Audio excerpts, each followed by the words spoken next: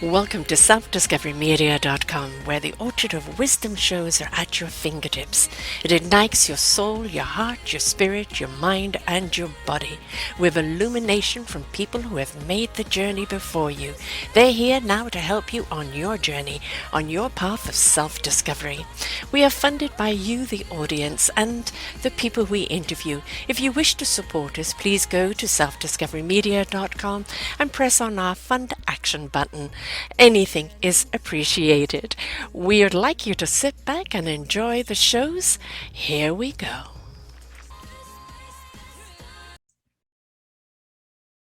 Good morning, good afternoon, and good evening, everybody. Welcome back to another edition of Mental Health Awareness right here on selfdiscoverymedia.com. I'm your host, Sarah Troy, and my guest today is Michael Unbroken.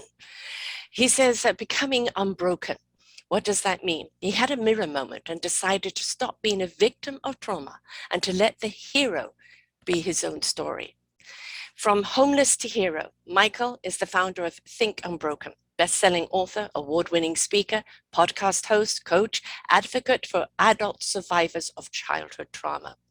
At 4 years old, Michael's emotional, incestuous mother cut off his right index finger. She was a drug addict and an alcoholic. At 6, his hyper-abusive stepfather beat and hospitalized him. At 7, he was molested by a den mother in a Mormon church. From 8 to 12, he was homeless and deep poverty and did what he did to survive by stealing food and only bathing at school. He got high for the first time at 12 and drunk at 13, and at 15 was expelled from school for selling drugs. At 18, he found himself in the vortex of being chasing around money and solving his problems. And at 25, he was 350 pounds, smoking 2 packs a day, drinking himself to sleep, and attempted suicide for the second time. Then he had his mirror moment and decided to stop being a victim of the trauma and become the hero of his own story. Since then, he has empowered over 100,000 trauma survivors to get out of that vortex, learn to love themselves, and become the hero of their own story. He's written multiple books, including the bestseller Think Unbroken, Understanding and Overcoming Childhood Trauma, spoken in over 80 countries, won investments from undercover billionaire Grant Cardone, and is on a mission to end the generalization of trauma in his lifetime. His mission is to empower trauma survivors with the tools and the curriculum of Think Unbroken to get unstuck, to learn to love themselves, to get out of the vortex and reclaim their power by believing that by creating palatable and practical tools that trauma warriors around the world can overcome their past, heal from their trauma, and become that hero. Welcome to the show, Michael. Thank you, my friend. I'm very excited to be here with you today. I always say that the very best teachers in the world are the ones that have gone through it. You understand it, you can speak the language, you can relate to people, people can relate to you. It's very hard for people to relate to people who maybe have just kind of done school, university, and now, kind of teaching it, because if they haven't experienced anything, how do they truly understand? And I have actually a Forgotten Children series, because I do believe that the trauma of adults always stems back to childhood. And if we don't pay attention to our children, invest in our children, nurture our children, this is why we have a dysfunctional society as a whole. So this has been your story and your epitome moment where you decided to change. Was it an aha moment, or was it just enough is enough? I feel like those are one and the same. I subconsciously or even consciously, I feel like we all know the thing that we're supposed to be doing. And that's the thing that keeps us up at night. That's the thing that keeps us from sleeping, that is with us in the silence, that is with us in the in-between moments that we carry through in our days and our lives and it's when you are willing to finally look at that with like naked awareness and be like, I know what I need to do. It is until that moment that nothing will change. And for me, it was, what happened is I woke up one morning. It's 11 o'clock in the morning. Now, keep in mind, I'm 350 pounds. I'm smoking a joint, eating chocolate cake, and watching the CrossFit games. Like, to me, I'm like, that's rock bottom. And I got up and I looked at myself in the mirror in the bathroom, and I remembered being 8 years old, and the water company had come and turned our water off. And it's this blistering hot Indiana summer day. And, our water was always getting turned off, the heat, the electricity, getting evicted. We lived with over 30 different families over the course of 4 years. And this one particular day, I go in the backyard and I take this little blue bucket and I walk across the street to our neighbor's house, and I turned on the spigot on the side of their house. And for the first time, I stole water. Mm-hmm. And I remember being like, when I'm a grown up, this won't be my life. And it wasn't like financially, but it was in every other way, because I had not done any of the work and I was still that hurt, lost little boy. And the truth about it, what people have to recognize that will change their life, what I recognized because I hit rock bottom, was that at any moment you can change everything, but you have to be willing to face the fear of the unknown. You see, it's really easy to be stuck in chaos because that's what we're used to. That's comfort, that's certainty, that's where we exist and where we live. And it's not until you step into the uncertainty and the fear that is often just so overwhelming, it feels like you can never surpass it. You feel like you're always going to succumb to it. But it's, unless you're willing to do that, nothing's going to be different. And the greatest thing that happened to me was that moment of looking in the mirror. And ultimately, it was not only an epiphany and aha, but it was like, oh yeah, I already know what I'm supposed to be doing, so I'm going to go do it. Right. And effectively, it was me getting out of my own way and saying, all right, no more excuses, get it done, whatever it is, by any means necessary, and show up for yourself. And without that, 11 years later, I wouldn't be talking to you. And so it's just, one of those things that happened, whether it's serendipitous or the universe or God, whatever, I don't know. I don't care either, but it happened and it brought me to this moment. And that's only come through. And I do not stop facing my fear every single day. There's always something. So it's about, can you continue to show up in your life every day, even though it's going to be scary? Because it is. I think Bruce Lee says it best.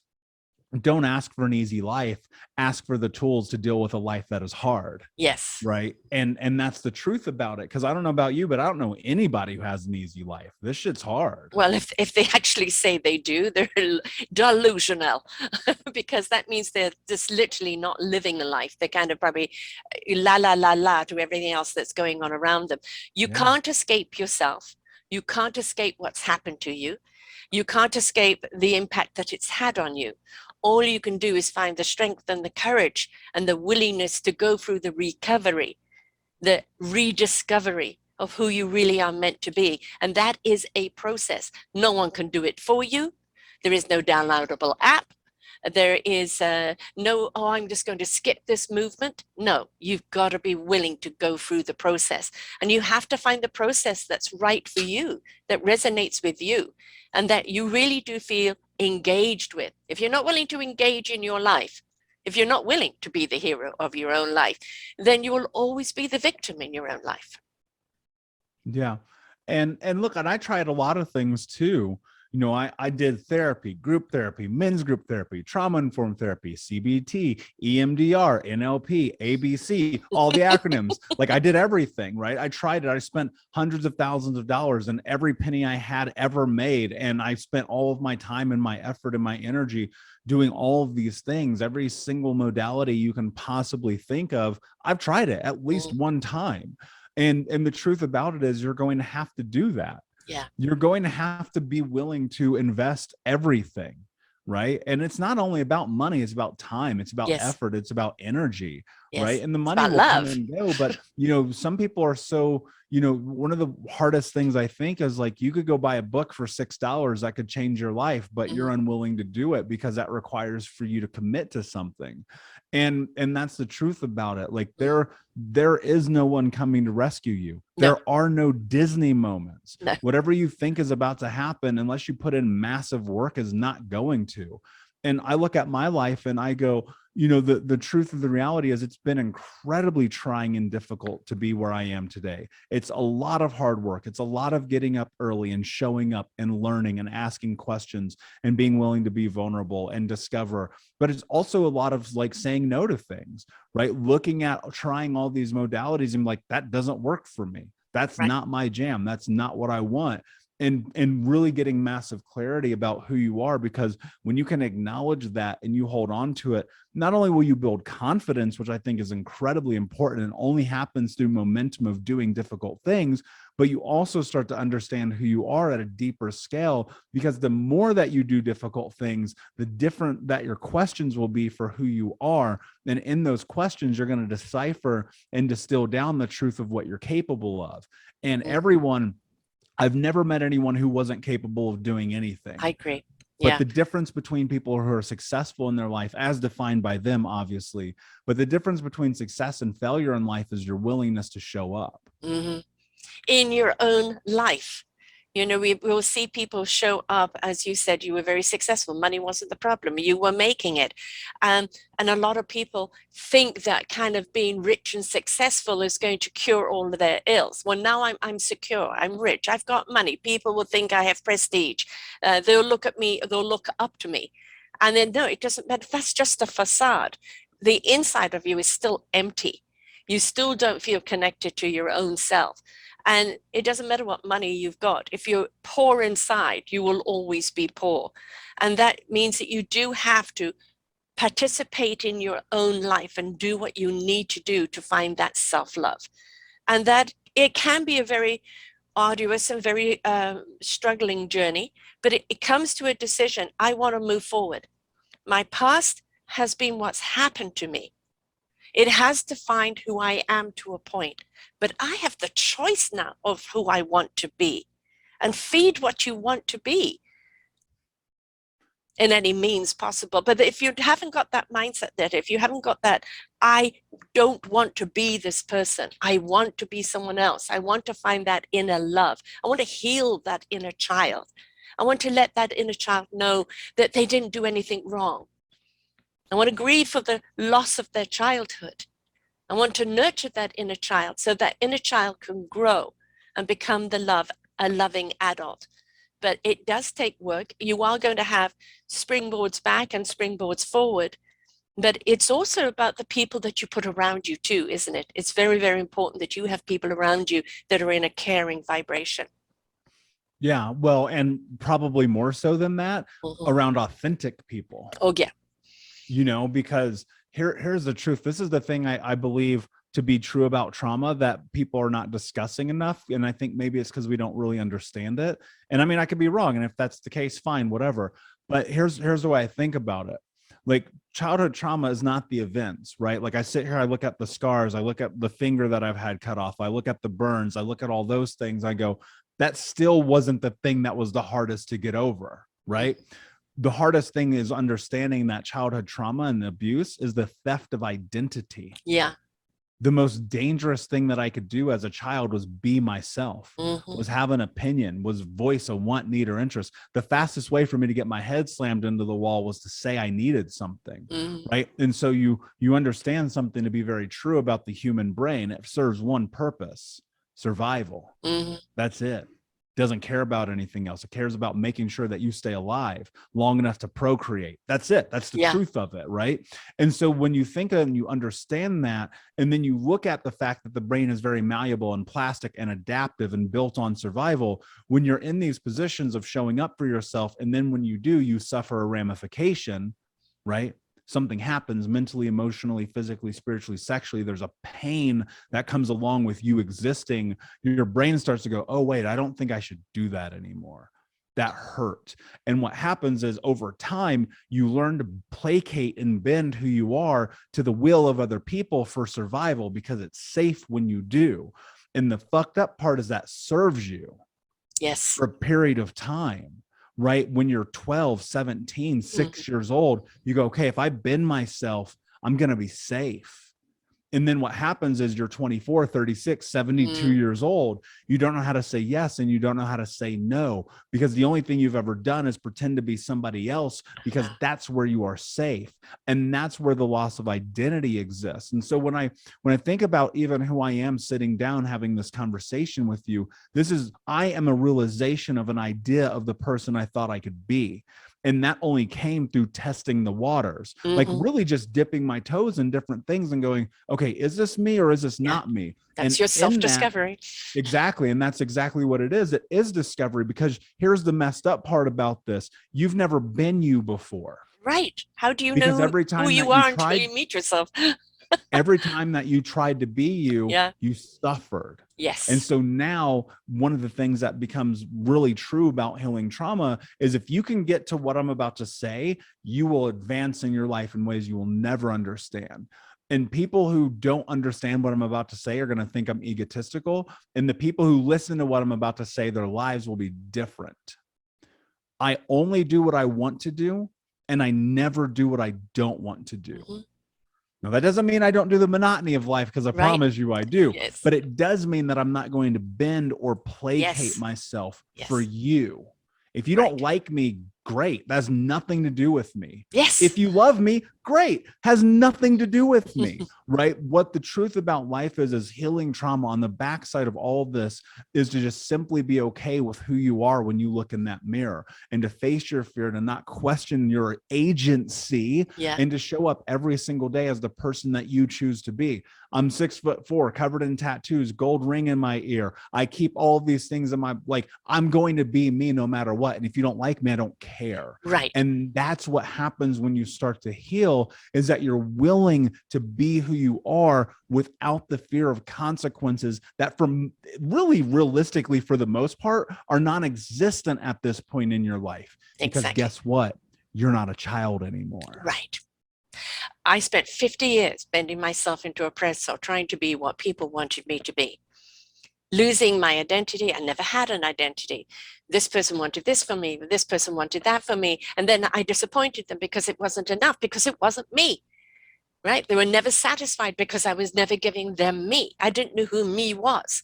And it took me 50 years for me to stand up on myself and say, I'm enough just who I am. I'm enough for just being Sarah.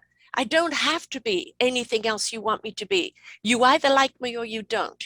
You either want to be in my company or you don't. You either want to listen to these shows or you don't. I'm not offended if you don't. That just means I'm not your cup of tea. That's okay. I have no control over your opinion of me. And I will no longer bend over backwards or into a pretzel or twist myself into some sort of misery and desperation and low self-esteem to try and be what you want me to be. It's a waste of life altogether. And when you realize that, and you step into your own beautiful glory, your own heart, connect with your own heart, and literally live by the beat of your heart, the passion of who you are comes through. And then you are enough for all of those people that feel that resonance of your heart. But ultimately, the person you've got to live with is you. You need to get to a space where you can live with you quite happily and not be running from yourself. Yeah. And you have to be willing to acknowledge that the reason why you haven't been able to do that is because you've been ingrained with these terrible ideas of who it is that you think you are. Yeah. You've been embedded with these and meshed into them, groomed into them. And so, you know, growing up, you hear you're not good enough, you're not strong enough, you're not capable enough. This is why you're ugly, dumb, fat, stupid, whatever. This is why your dad left. This is why you're homeless. This is why you're poor, like blah, blah, blah. And then you start telling yourself that. And then that becomes your identity, right? Because that's what has been taught to you. Again, we're adaptive. You adapt to that. You go, okay, and we believe all these things. Why we don't question it? Why don't we question it? Well, that's until you question it, your life's not going to be different. No. And so if you're willing to understand that there's causation and correlation between everything that happens in your life, and to simply look at this and go, you know what, the truth is I'm not who I am because my parents destroyed me, your life will be different, right? My community destroyed me, my neighbors, my teachers, my peers, right? The people I was around, they didn't take care of me. They didn't do the thing that they were supposed to do. And thus I had to learn the hard way and got false narratives about who I am. And when you can sit with that, and look, it's going to be difficult because that means you're going to have to make meaning of some really bad experiences. And that's not fun. Nobody wants to do that. I promise you. The one thing I never want to do is go to therapy. I never want to go there. I don't want to go to coaching. I don't want to read books. I don't want to do podcasts. I don't want to listen to, but I ask myself, well, who do I want to be? Who do I want to be? Okay, cool. Well, what does it require for me to be that person? Mm-hmm. To be a person of value who gives to their community, their family, their neighbors, their church, their kids, their lover, their everything. Like, what does it mean to show up for yourself every single day? And until you have massive clarity about who you want to be, I literally sat down one day and I wrote out exactly who I am to a T. And today I'm that person, right? But I'm still not yet the person that I'm going to be because I'm not good enough yet, because I haven't yet learned the skills to get there, which is still like 37 years away. So every single day I go, okay, cool, I got to show up. I got to continue to learn. I got to continue to go to therapy and have a coach and have conversations and grow and be around people who are smarter than me as much as humanly possible so that I can start to continue to learn and grow, because where I'm going, I may not be there yet, but I will get there. But that only comes because I have massive clarity about what I want. The thing is, don't be afraid of learning. It is not about learning, getting a degree, and you don't need to learn anymore. You're going to be learning lifelong to the day you die. You're always going to be learning about something about yourself. Things happen to you, and you have to, like a phoenix, rise from the ashes, and you discover how strong you are. You discover how courageous you are. You discover you had abilities that you never knew you had. You discover that you have an aptitude for something that you absolutely love, that you never knew that was there. And that is something you're going to immerse yourself into, because it becomes a passion, is something you love to do. And you're going to learn from that and everything that happens from that. The moment you look at learning as something painful, you will never learn the lesson. But when you look at learning as something like, I'm just going to devour it and see what it does to my life, see what I become because of it, and be hungry for the learning, life becomes intriguing. It becomes something you wish to explore, becomes an adventure, something we really want to participate in, but we got to be willing to learn from whoever. And those unexpected lessons that come along, somebody you're sitting at the bus stop with, or somebody you meet in the park, those people that just say something profound that can pivot you in another way. Be open and ready to receive the lesson wherever it comes from. Yeah. And look, I mean, here's how I always think about it. If I'm willing to learn, then when I fail, that means that there's a lesson. And yes, and not a failure. When I had a fixed mindset, right, having the language for that now, when I had a fixed mindset and I would fail, I'd destroy myself. And then I realized, like, wait a second, that doesn't make sense. There's got to be something here that's practical or palatable that I can use to continue to make betterment of this situation. And I think a lot of that has come from, being self-employed and running multiple businesses, but a lot of it has come just through the day-to-day with relationships, with friendships, with my family, with people who are strangers on the street, with communications like this, and just going, you're not always going to win. No. But when you're not winning, you're learning. And yes. as long as you can adapt that and understand that, you're always going to be in a position where your life can be better. And I think the most important thing that I've discovered in this entire journey is just the willingness to be a learner, the willingness to show up and to educate myself. Because, you think about it, you get a job, right? You have a job description first. They break down and tell you everything that you're going to be doing, right? You get into, you go buy a car, they break it all, everything that's going to be happening. You go to the doctor, you get a medicine, they give you all the thing that's going to be happening, except you don't get that for life. No. And so you have to put together your playbook, and you have to decide your direction. You have to build your values, your rules, your boundaries, your wants, your needs, your interests. You've got to create all of who you are, but you're going to fail along the way a lot. I think John Maxwell wrote a book called Failing Forward. And it's this amazing book about this idea of learning. This is an amazing book about this idea of trying and showing up every single day. And it wasn't until I read that book a very long time ago that things in my life became different, because I realized, like, every time I was failing, I was just destroying myself. And ultimately, you're not going to find success in that. No. I think one of the things that we can put as a warning sign, when we're busy learning who we are and we want to protect ourselves from forces that could harm us, we can become a little rigid.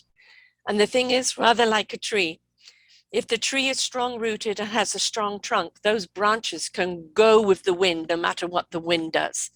We have to be flexible. because the wind is always going to come along and try to blow us off our roots.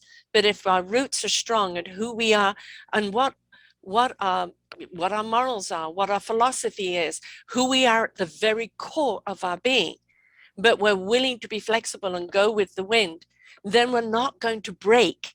But if you're going to be rigid because you think that's protecting you, well, that's when the trunk can start cracking and start breaking down.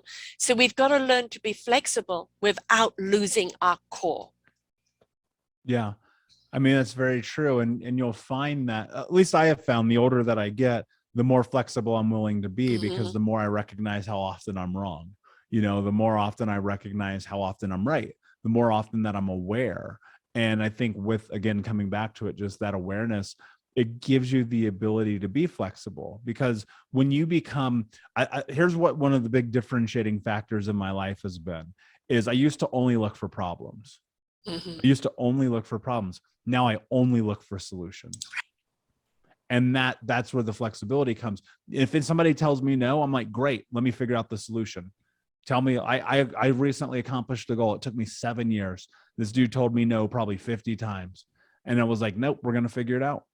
No one's going to stop me from having my dreams. Nobody. Right. And so when you become solution oriented, you start thinking outside the box. Well, what does it mean to do this thing that I want to accomplish? How do I further better my life? Like whatever that thing is. And so when you focus on trying to find a solution and a positive outcome, it's incredible the lengths that you will go to make that happen within your values and your moral character, you know? And so I think that that's the biggest thing, is like just recognizing and sitting it and going, who you are today is a person that has the ability to find the tool to go to where you want to be tomorrow. But you've got to be willing to search it out and find out, like, when the first time it doesn't work, like you've never been good the first time you've done something, or the 5th or the 100th for that matter. And yet we fail the first time and we stop. It's like, how bad do you really want it? You know, playing the victim's super easy, because the second you hit a wall, you're going to blame the wall. Right. And when I hit a wall, I go, cool, how do I get over it, under it, dig through it, put some dynamite on it? I don't care. I'm getting through that wall. Yeah. Right. And so that's the difference. Like, can you put yourself in that position? Completely agree. And, you know, you have a vision of what you want to achieve, and you're very clear on what that vision is. But it's also, again, the flexibility of how that's going to come about, because very often that's your vision. How you're going to get there is the journey. And the journey is that this person, that situation, all of these things start becoming the lovely Lego blocks that fit together. And if we don't become dictatorial in our lives, well, I'm only going to have it this way, it's only got to be that way, you're restricting yourself. You're restricting the beautiful gifts that can come to you. When we look at, this is what I want to achieve and how I want to achieve it, I will learn and be flexible and be open and ready to receive along the way to achieve that. Again, it's back to that flexibility, because that's how energy works. And we are energy, and we want to step up into a higher frequency. And when we're in that higher frequency, we project that positivity, and that actually opens the doors for us with so many more people. If you're a victim, people are going to treat you like a victim. If you're a person that really loves life, loves who you are, loves your meaningful purpose, people want to be around you. They want to help you. They want to help you get to your goals. So what you're projecting is what you're inviting. So think twice if you're still wanting to be the victim mode, because people are getting a little tired of the constant violin. Well, I mean, look, I think about it like this. You have every right in the world to be the victim, but it's up to you whether or not that's bringing value to your life. Yeah. And you can play the victim all day. I did it for a long time. It was great. It was real super fun to always be miserable. I loved it. It was awesome. So you can be the victim, or you can decide not to. But that's really going to start with the way that you're talking to yourself and the way that you're showing up in your own life, because so many people, you know, they don't understand the truth that the words that they're using with themselves matter so much. Yes. Right. And there are people saying things to themselves right now. I'm like, if you said that to me, I'd punch you in the face. Right. And you're expecting yourself to be successful. Right. See, what you have to understand is what you think becomes what you speak. What you speak become your actions, and your actions become your reality. And so the words that you're using will become your action, and that will become your truth. And so if you're telling yourself you're a loser, you're stupid, you're dumb, you're not good enough, nobody loves you, woe is me, I'm the victim, guess what? You're going to act like that. Exactly. And then that's going to be the exact environment that you're in. And when you shift that and you start operating through the scope of someone who is kind to themselves, that will change. So one of the first things I always teach my clients, whenever anybody comes in to work with me, I teach them this. You take a pen and a piece of paper and you write this down, and you convince yourself of this until it's true. I am the kind of person who is kind to myself. I am the kind of person who is kind to myself. And you're probably thinking, like, why does that matter? Well, it matters because in these moments that you must make choices and decisions about who it is that you are, you will ask yourself, what would a kind person do in this moment? How would a kind person treat themselves? How would a kind person think? And through that, what would happen is that those will become your actions. And next thing you know, that becomes your reality. Yes. And so what would a kind person go to therapy? Would a kind person show up to the gym? Would a kind person eat healthy? Would a kind person stop cheating on their partner? Would a kind person quit the job that's taking away from their life? Would a kind person take the trip to wherever they wanted to go because they felt so called to do it and go be of service? And when you start asking yourself that, it helps you face that fear, which ultimately leads you down this pathway to get to where you are. And that's mindset. Yes. See, people are always telling you mindset, mindset, mindset. But what I just told you is what mindset actually is. It's the ability to change the way you think so that the way you show up in the world becomes the reality that you create. In my counseling practice, one of the things I would get people to do is 2 columns, write down everything that you think is against you in the world, and all the things that you're unhappy about, and all the things that you're grateful for. And then to look at all those things that you don't like, look at all the things that you're grateful for, feed the gratitude. Feed the gratitude. What you feed is what's going to grow. If you're going to feed the misery, that's all that's going to grow. If you start looking at how many things you could be grateful for, and that is go out in nature, look at all the beauty that this earth gives us. Look at the joy of a child or a puppy dog. Look at the laughter that people have. When you put yourself in a situation where you can say, I'm grateful for this sunny day. I'm grateful for the people I know in my life. I'm grateful for that smile that person just gave me. And you start living in that gratitude, that appreciation. You start focusing on that. And then you start turning it in on yourself. I'm grateful for me. I can do these things. I smiled back. I made someone's day. I contributed. What I did counted, because we all want to count. We all want to know that we're of service to one another, that we're seen and we're heard. Well, you've got to show up in your own life to be seen and heard. So decide what you're going to water, what you're going to nurture, because that is what's going to grow. And all of these things you're unhappy about, well, what are you going to do about them? You're going to choose happiness over them. And that means you're going to slowly delete all that misery there. That doesn't mean you're going to forget it, because it's always there as a reminder. It just means that you're no longer going to feel it, and it's not going to dictate your life because you've stepped into joy. Yeah, but you have to decide that. You have to decide that. And if you don't decide that, then nothing's going to be different. No. And I wish it were more simple than that, but it's not.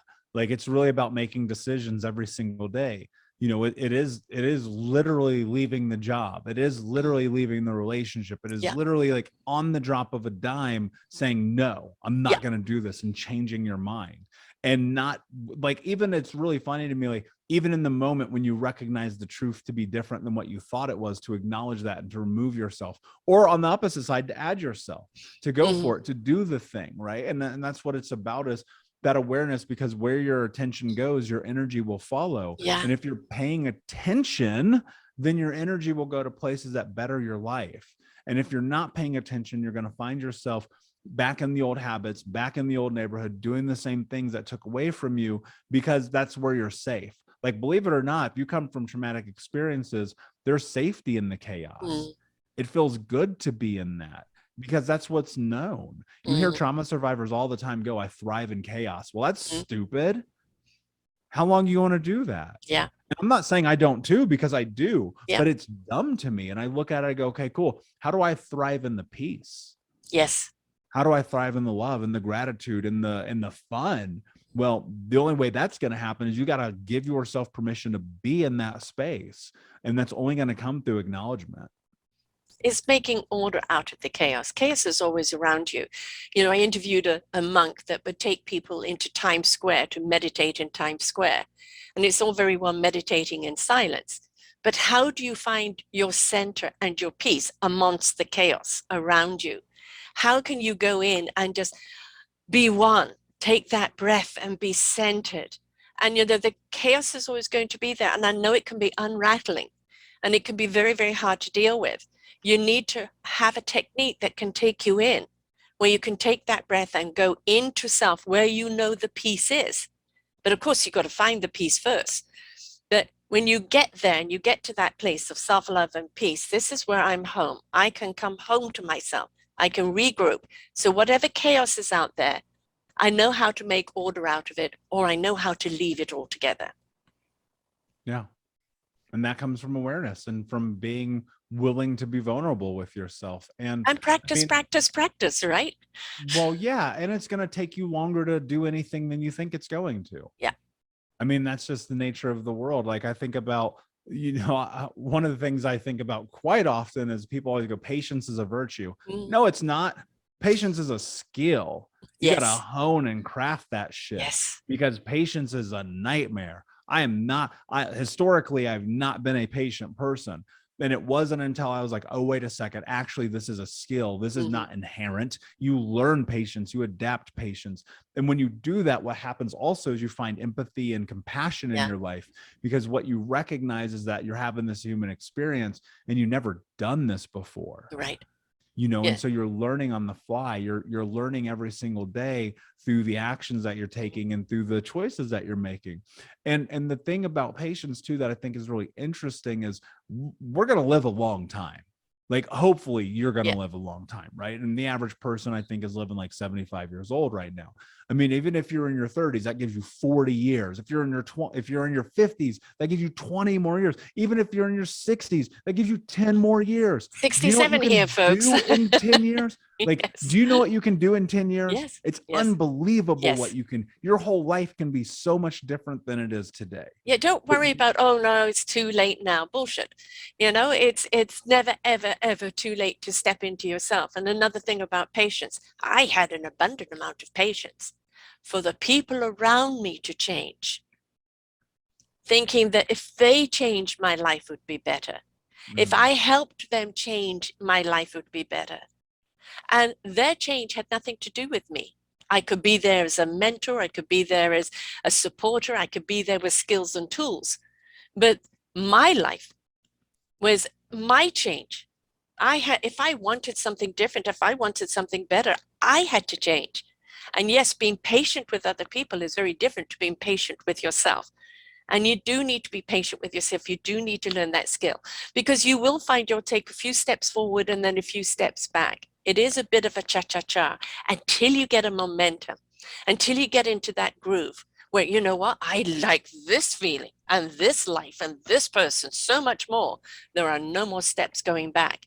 That doesn't mean there aren't going to be obstacles or more challenges, but when they come, you know how to face them. You've got the skills, you've got the tools. You're not going to be flattened by them, because you can take that deep breath, center yourself in that chaos and sort it out, or walk away from it, where in the past it would have completely crippled you.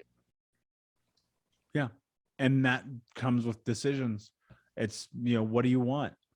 Because ultimately at the end of the day, like, here, you're going to die. We all do. So choose the path. Choose to live. Yeah. Choose the path you want to go down. You can live or you can die, in your choice and your agency and who you want to be, or who everyone else has told you to be. Right. And I promise you that if you get on your deathbed and you have not lived life through what you want, you're going to die with regret. And I guarantee and that to it. me is a life unlived. And that to me is probably the most terrifying part of the human experience. Yeah. You know, I always refer to people as the walking dead. Literally just going through life robotically. And that is you know, the human droids where they'll just kind of take commands and do it. And if I don't become attached to anything, then I'm not responsible for anything. And I'll just accept the status quo. And that is just a robotic droid life that is, for me, a waste of life. And life is about your self-discovery. It is about how flawsome you are. It is about your beautiful, meaningful purpose. It's about what instrument you are, how you learn to play it, which orchestra you join, which symphony that you resonate out. We're all here to be a part of the equation. And if we decide to step into what is my meaningful purpose, what is my service, there's got to be more than life than what I'm being dictated to be, right? And if we look at life, there are so many people that are sheeple. They're just barring along to what everybody does. That's how there is love and there's fear. When you're in fear, that's how hate comes about. That's how violence comes about. That's how extremes comes about. And when you've got people stirring up the fear, and for the people who don't know love, who don't know self-worth, who don't have any direction to go into, they'll gladly step into the hate because it's an emotion they can spend from just being kind of a droid. We are all responsible for our own lives and our own contribution. And the only person that can help you is you. Many people along the way can help you, but you've got to decide you want to be helped.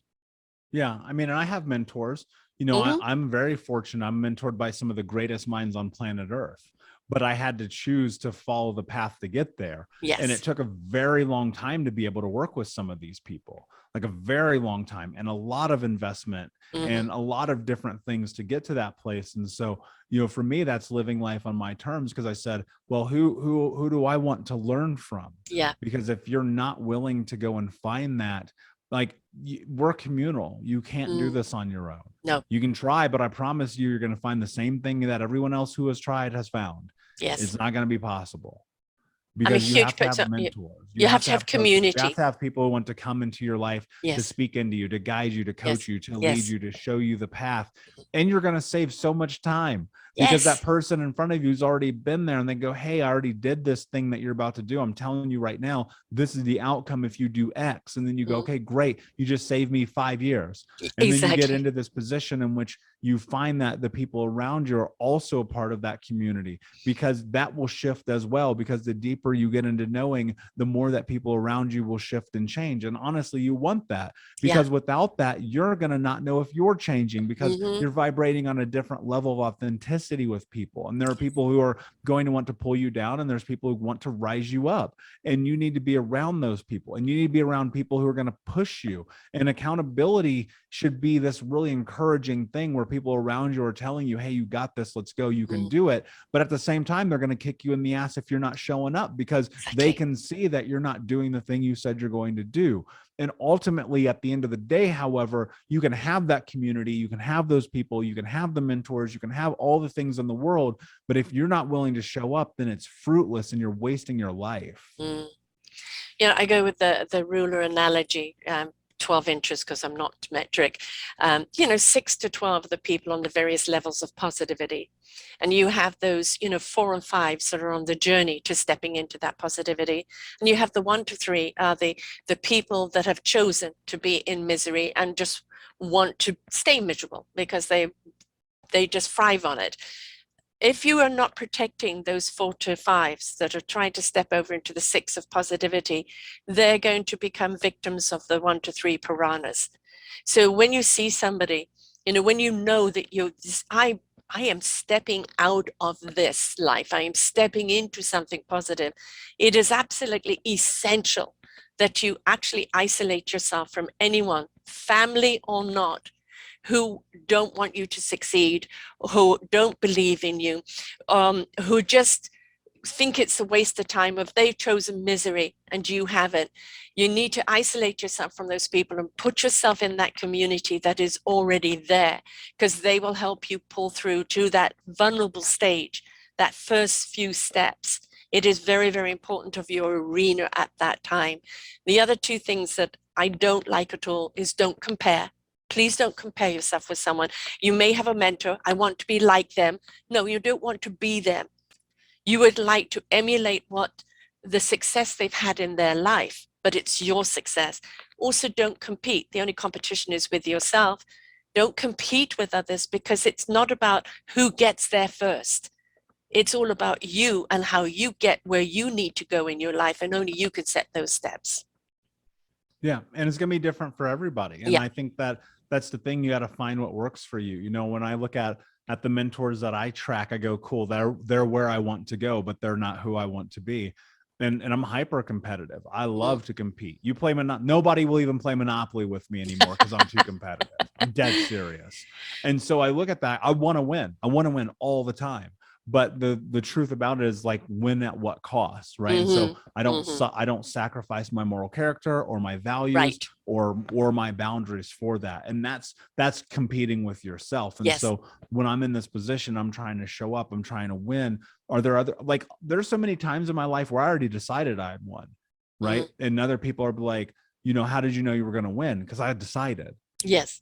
And that's the truth about it. You have to decide. That doesn't mean it's always going to be in the cards, because the, you know, shit happens, but you know, you have to be willing to believe in yourself enough, have enough confidence. And look, people will tell you you're being arrogant or you're being cocky. And like, if that makes you, if like you're operating in a world in which you're showing up and you're following through and you're doing that, that's a reflection that people don't want to see in their lives. Yeah. And so when they see self-belief, they want to tout it as arrogance because they don't have that tool. And that tool, I promise you, only comes from doing these hard things. So when I'm on stage or when I'm writing or when I'm here or when I'm playing games with friends or whatever, I'm confident. I believe I'm going to win, because if you don't believe in yourself, who will? Right. And of course, if you do lose, it's having the grace. Somebody else won. It was their turn, right? They beat you. Good for them. And it's never been the sore loser, because everybody has the right to win at something. But, you know, you talk about being confident, and a lot of people get it mixed up with ego. When it's ego that you're willing to hurt someone to be the winner, or when you're willing to hurt someone, put them down, and your self-importance is at the expense of other people, then no, we don't want that. But to be self-confident in who you are, in your own self-love, and what you stand for, is the resonance that we want in the world. Because we all want to love and respect and value ourselves and who we are and what we contribute. That confidence is what we want from people. When you see it on the other side of the ego, of that self-importance, the sore loser, the person who doesn't care if somebody else is hurt as long as they're okay, then we're looking at a totally different game. You're not there yet. You're not self-confident. You're in a false confidence. Yeah. And I mean, ultimately, you're only going to discover that by finding out. Yeah. Yeah. You know, mental health today, people think it's all got to do with, you know, either bipolar or post-traumatic stress or this or that. Mental health is every single aspect of our lives. You know, I'm sure you still have some post-traumatic stress triggers that come up, you know, of what's happened in the past. You can't help it. It happened to you. There are some things sometimes that will trigger something, but you know what to do with it now. You know not to go down that rabbit hole. But we've all got something that, like, oh, no, I don't want to go there. Everybody has some form of mental health issue that they have to overcome. But it's also maintaining a mental health by being true to who we are and being honest with ourselves and being true to everyone else and who we are. That is a part of our mental health, which is also our physical health, our spiritual health, everything health. So mental health isn't just for people who have dysfunctions, as some people like to put it. It is a state of mind of healthiness in the way you look at life, and we all need to be there, don't we?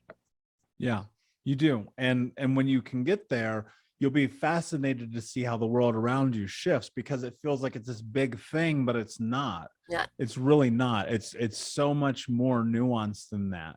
And the day-to-day, I mean, when you, and I'll say this too, because yes, I mean, yes, I'm 11 years in this journey, and yes, I've coached hundreds of thousands of people, and yes, I get triggered all the time. Yes. All the time, because that's part of this. I tell everyone who comes into my courses, into my coaching, I'm like, you just signed up for a rest of your life class. This ain't going to be done in 2 days or 6 weeks. Right. Because every single day you're going to be faced with something. And so it's really about the awareness to use the tools that you've learned to be able to navigate what's next. Exactly. Because I promise you, what's next is coming. I don't know what it is. I don't know where it is, but it's coming, because that's how this happens. And if you're okay with like recognizing that, you're going to be far better off. Exactly. It's not going to flatten you. It's not going to disturb you. It's just going to be, okay, you know what to do with it. And you know, we don't want it to rock our boat, you know, or sink us. And so if you know what to do with it because you've been there, done it, you know the skills, you know the tools up to adapt to it, it's okay. You know, yeah, it's there. Hello, memory. Goodbye, memory. Down you go. And we move forward. And we have to choose the light that we wish to live in, don't we? And that's really, really important. Choose your light. How do you want to represent? And people know when you're being authentic or not. They know when this is facade talk, because you can hear the hollowness in it. But when people speak from that heart conviction, when they are really speaking from the gut and the soul, then they really do know you are it. You're not just speaking it. Yep, 100%, my friend. So tell us about the book and also about all the very many podcasts that you do. Yeah. So I wrote Think Unbroken a few years ago. I've written a couple of books. My next book will be coming out in the summertime, called Unbroken Man. It's a man's guide to healing trauma. And, you know, everything that I do, I tell people all the time, it's for free on my podcast called Think Unbroken Podcast.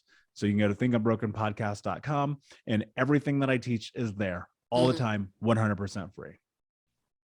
And, you know, that's the thing is, the willingness to share. When you've been through strife in your life and you've found a way out and you found a way to be your strength, you know who you are, you can't help but want to share the music, right? You can't help. It's just that you can't look at other people and see them suffering without wanting to share some skills, some tools. I mean, it's their free will. Inspiration begets invitation.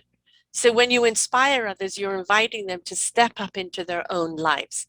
And that's what it's just take that first step, please. Take that first step.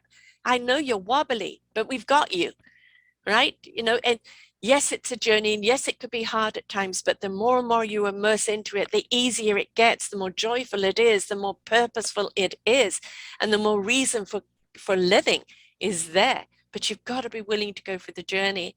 And on your podcast, you have all of this wonderful wisdom that you keep sharing, and people can just listen until they're ready to participate. Yeah, it's all there. It's just waiting for you. And the site, your site?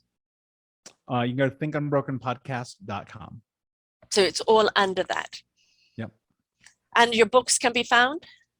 Yeah, they're everywhere. They can be found at the library, on Amazon, at Walmart, everywhere. You know, and I put the first book is on the podcast. I put it on there for free. Right.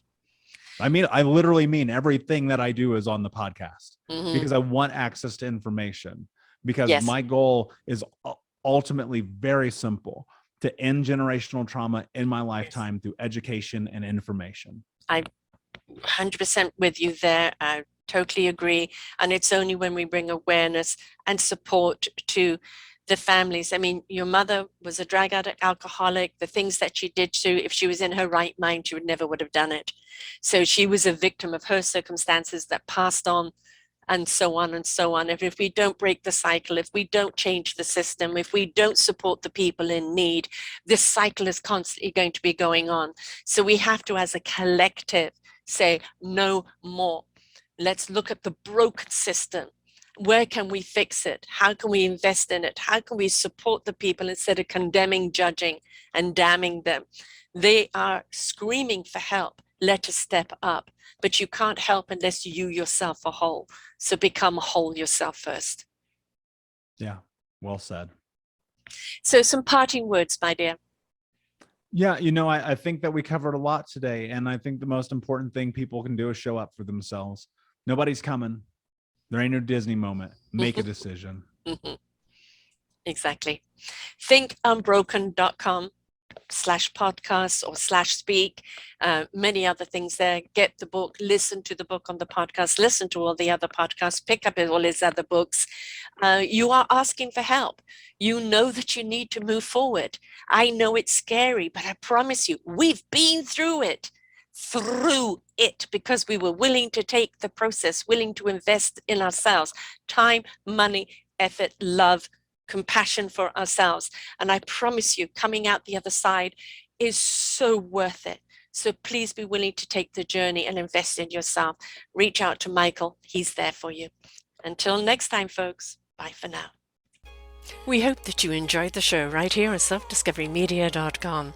Please tune in to our selfdiscoverymedia.com/shows and you will see all the other genres that we have from you. Every week on Tuesday, we bring you new shows from illuminating people. If you know someone that should be interviewed, please contact us at info@selfdiscoverymedia.com. Now stay tuned for your next show.